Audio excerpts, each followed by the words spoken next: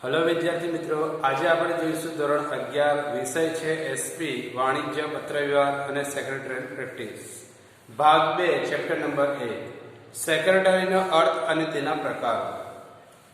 હવે આપણે વાત કરીએ આગળ કે સેક્રેટરી હકીકતમાં કોણ હોય છે, સેક્રેટરી શા માટે રાખવામાં આવે છે અને તેની શરૂઆત ક્યાંથી થઈ તેના વિશે આપણે જોઈશું।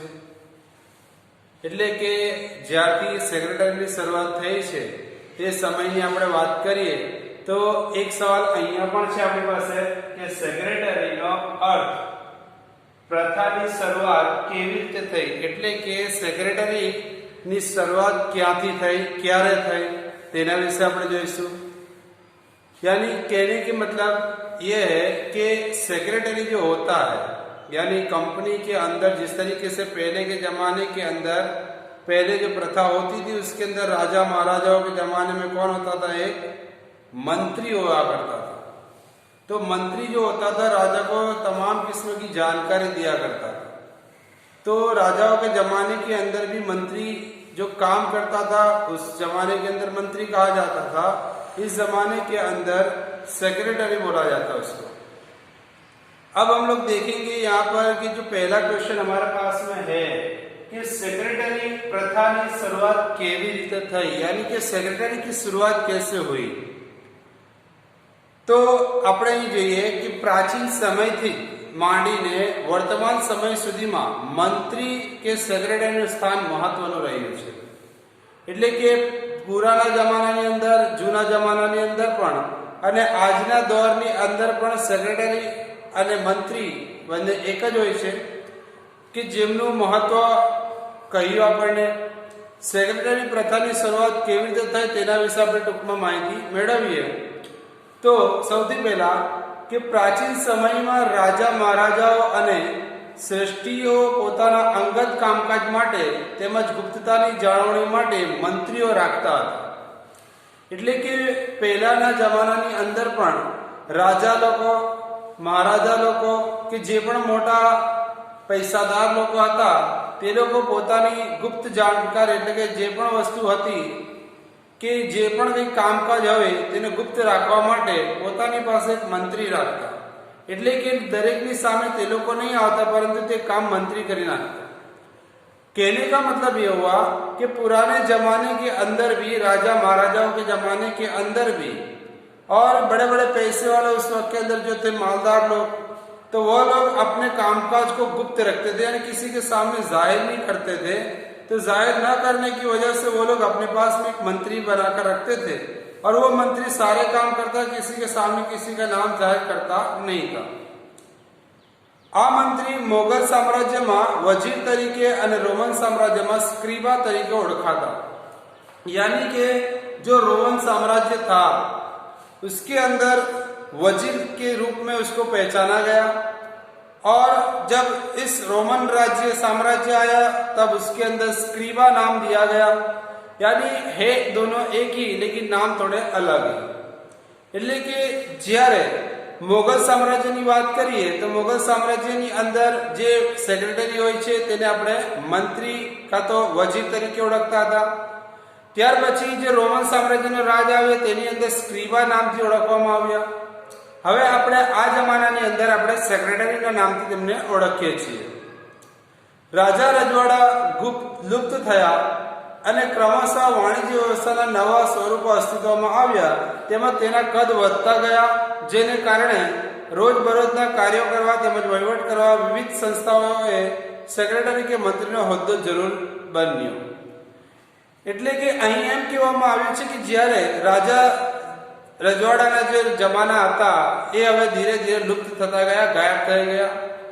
ત્યાર પછી વાણિજ્ય વ્યવસ્થાની અંદર એટલે કે દેશની અંદર પોતાના કામકાજ એટલે કે જે પણ પૈસાદાર લોકો હતા તે લોકોનું કામકાજ ધીરે ધીરે વધતું ગયું અને જેમ જેમ તેમનું કામકાજ વધતું ગયું તેમના હિસાબ રાખવા માટે તેઓએ એક સેક્રેટરીને એટલે કે મંત્રીનો એક હોદ્દો બનાવ્યો, જેથી તે દરેક કામ પોતાનું કરી નાખે।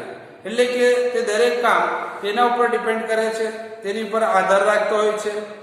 तो कहने का मतलब ये हुआ कि राजा रजवाड़ों का जो जमाना था, जो राजाशाही थी, राजाशाही खत्म होने के बाद अब धीरे धीरे जब वाणिज्य व्यवस्था यानी कि देश के हालात के हिसाब से अगर देखा जाए तो देश के अंदर जब तरक्की हुई, हालात के अंदर बदलाव हुआ, तो हालात के अंदर बदलाव होने की वजह से जो रोजाना के जो काम हुआ करते थे उस काम को अंजाम देने के लिए संस्था यानी कि बड़ी बड़ी कंपनियों ने अब ये होद्दा बनाया जिसको हम लोग कहते हैं सेक्रेटरी का होद्दा, मंत्री का होद्दा, कि मंत्री सारे होद्दे के मुताबिक काम अपने खत्म करता है। वर्तमान समय में राजकीय नेताओं, फिल्मी कलाकारों, उद्योगपतियों, मुख्य वहीवटकर्ताओं, उच्च होद्दो धरावनार अधिकारीओ, वाणिज्य क्षेत्रना આગેવાનો તેમજ व्यवसायी व्यक्तिओ सेक्रेटरी राखे छे। यानी सेक्रेटरी कौन रखता है, तो यहाँ पर दिया गया है कि सेक्रेटरी जो होते हैं वो नेता लोग रखते हैं, फिल्म कलाकार जो होते हैं या बड़े बड़े उद्योगपति पैसे वाले लोग, या तो जो बड़े बड़े कामकाज करने वाले होते हैं, या तो जिसका ओहदा बड़ा होता है, ऊंचा होता है, वो लोग अपने पास में सेक्रेटरी रखते हैं।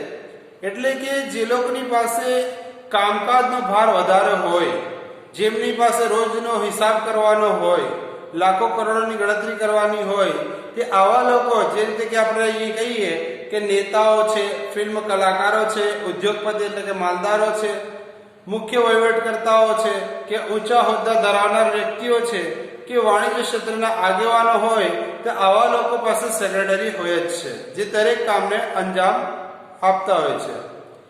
તે જ પ્રમાણે કોર્પોરેટ સંસ્થાઓમાં તો સેક્રેટરી નિમણૂક ફરજિયાત કરી દેવાય છે। એટલે કે જ્યાર પછી કોર્પોરેટ સંસ્થાઓએ સેક્રેટરીની નિમણૂક કરી દીધી એટલા માટે કે દરેક કામકાજ કોર્પોરેટરનું કામ હોય છે કે દરેક વસ્તુને પોતાની પાસે રાખીને ચાલવું, કે જ્યાં પણ તે કોર્પોરેટર હોય તો દરેક વસ્તુને ધ્યાન તેણે રાખવાનું હોય છે અને તેના કામને તેણે અંજામ આપવાનો હોય છે। તે પોતે ત્યાં પહોંચી ના શકે તેના માટે તે સેક્રેટરી રાખતો હોય છે। इतने कहने का मतलब ये हुआ कि जब कॉर्पोरेटर लोग जब संस्था बनी, संस्था का काम क्या होता है कि हर किस्म के काम को अंजाम देना। अब अंजाम देने के लिए हर कोई इंसान पहुंच नहीं सकता, इसलिए एक सेक्रेटरी रखना जरूरी होता है जो हर काम को हैंडलिंग कर सके, संभाल सके उसको। टूंक में अगर कहा जाए, टूंक में अगर जोवा जઈએ तो सेक्रेटरी स्थान मात्र आवश्यक नहीं પણ મહત્વનું અને અનિવાર્ય પણ બન્યું છે। એટલે કે સેક્રેટરીની જરૂરત વધારે પડતી અને ખાસ કરીને આજના જમાનાની અંદર સેક્રેટરી જરૂરત હોય જ છે। ત્યાર પછી આપણી પાસે બીજો સવાલ છે, કંપનીમાં સેક્રેટરીનું સ્થાન શા માટે અગત્યનું છે। इतने यानी कहा गया कि कंपनी के अंदर सेक्रेटरी का जो स्थान है उसको अगत्य यानी कि इसको जरूरी क्यों कहा गया, क्या दर्जा है उसका।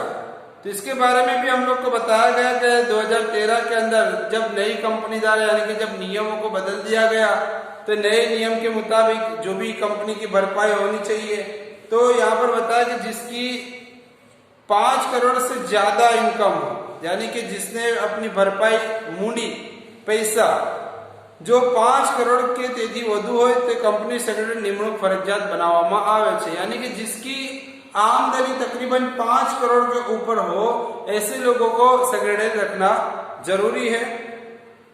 उसके बाद बताया कि कंपनीનો વહીવટ કંપનીના નીતિ નિયમો અને કંપની દ્વારા જોગવાઈ અનુસાર કાર્યક્ષમ રીતે થાય તે માટે કંપનીના સેક્રેટરી સ્થાન અગત્યનું છે। એટલે કે કંપનીના જે પણ વહીવટ એટલે કે કામ કે જેટલા પણ કામ હોય છે નીતિ નિયમ પ્રમાણે કંપની ધારાની જોગવાઈ પ્રમાણે તે દરેક કાર્યક્ષેત્રની અંદર સેક્રેટરીનું સ્થાન હોવું જરૂરી છે, કારણ કે સેક્રેટરી દરેક વસ્તુ તરફ પહોંચી વળે છે। यानी यहाँ पर बताया गया कि जब कंपनी को अपने नियम के मुताबिक काम करना होता है तो उसके लिए सेक्रेटरी का होना जरूरी है, क्योंकि वो हर काम को अंजाम दे सकता है।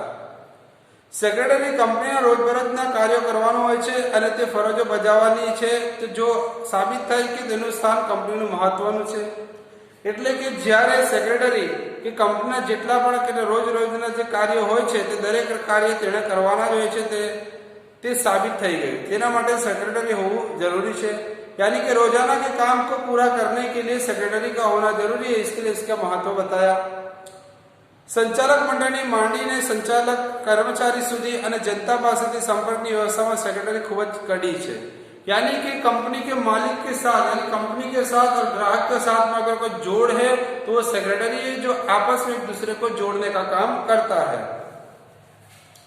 સેક્રેટરી શેર હોલ્ડર અને સંચાલકો વચ્ચે કડી સમાન બની રહી છે. આ ઉપરાંત કંપની સાથે સંકળાયેલા તમામ પક્ષકારો સમક્ષ કંપનીનું અસરકારક નીતિ પ્રતિનિધિત્વ કરી કંપનીના પ્રતિષ્ઠામાં વધારો કરે છે. એટલે કે અહીં કંપનીના જે પણ શેર જ્યારે બહાર પાડવામાં આવે છે અને ગ્રાહકોને જે પોતાની તરફ આકર્ષવાના હોય છે તે કામ સેક્રેટરીનું હોય છે. તેના માટે તેને कड़ी समान गणवामा આવ્યું છે.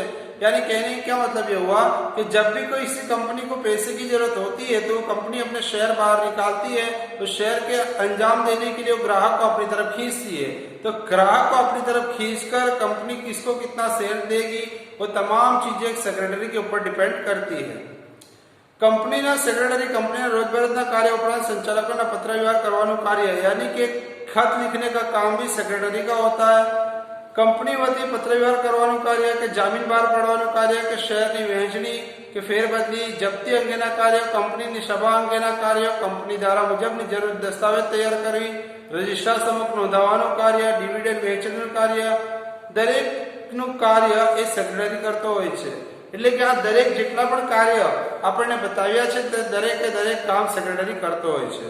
यानी कहने का मतलब ये हुआ कि कंपनी के अंदर जो सेक्रेटरी होता है रोजाना के जो काम संचालक के पास से वो लेता है, लेकिन जब किसी कंपनी को कोई जानकारी देनी होती है तो खत के जरिए से सेक्रेटरी खत लिखता है, या तो किसी मीटिंग को अटेंड करना होता है, मीटिंग बुलानी होती है तो मीटिंग के बारे में भी सेक्रेटरी डिसाइड कर देता है. यानी कि उसकी जामीनगिरी का बाहर निकालना, यानी कंपनी की जामीनगिरी, ये सारी चीजें आगे भी आएगी, मैं समझाते जाऊंगा उसके लिए. या तो फिर कंपनी धारा के मुताबिक कोई अगर दस्तावेज तैयार करना हो तब भी सेक्रेटरी का होना जरूरी है. कि जो भी काम कंपनी की सभा अंग का हो तो उसके लिए भी सेक्रेटरी जरूरी होता है. तो इन तमाम चीजों के लिए सेक्रेटरी का होना जरूरी है. तो सेक्रेटरी जो होता है एक मार्गदर्शन है कि जो देखरेख करने का काम करता है, जिसकी वजह से काम को अंजाम सही तरीके से दे पाते हैं. इसीलिए जितने लोग मालदार या तो ज्यादा पैसे वाले जिसकी इनकम हम लोग को बताइए तकरीबन 5 करोड़ से ज्यादा होते हैं, ऐसे लोगों के पास सेक्रेटरी का होना जरूरी होता है जो हर काम को अंजाम देने के लिए हमेशा तैयार रहता है.